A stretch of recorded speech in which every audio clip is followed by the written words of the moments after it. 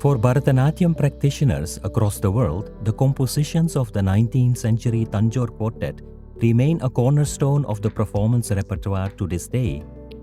The youngest of the four brothers, Vadivelu, was a versatile artist. Along with singing, dancing and composing music, he also mastered the violin, an instrument introduced to India by colonial rulers in the 18th and 19th centuries.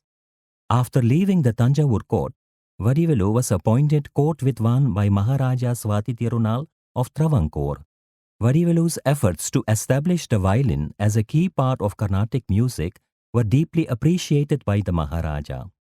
In 1834, the Maharaja presented him with a striking ivory violin along with a bow made from an elephant's tusk. He also gifted Vadivelu an ivory box inlaid with Navaratnam stones made to house the instrument. Yet little did Vadivelu know he would soon be robbed of his precious violin. Well, almost. One evening, after a memorable performance at the Grand Travancore Palace, Vadivelu was returning home. Seated in his royal palanquin, he was unaware that a group of thieves was hiding nearby, waiting to ambush him.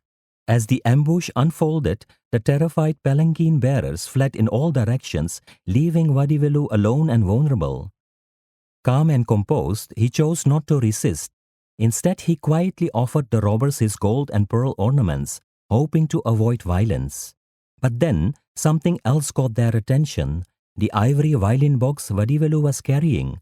When they opened it, they were immediately intrigued by the instrument. They had never seen anything like it. Curious and captivated, they demanded that he play it for them. In that tense moment, Vadivelu lifted his treasured violin and began to play. His fingers moved carefully, coaxing gentle melodies from the strings. The music carried a quiet, arresting beauty, filled with emotion, memory and restraint. The thieves stood still, taken aback by what they felt, something they hadn't expected. Then, in a rare gesture of grace, they let Vadivelu keep his beloved violin, taking only the bejeweled ivory box. As the thieves disappeared into the night, Vadivelu remained still, holding his violin close. At that moment, he understood what his music had done. It had protected him. The violin had become more than a royal gift or a master's instrument. It was a quiet reminder of how music, even in the darkest of moments, can reach people in ways words cannot.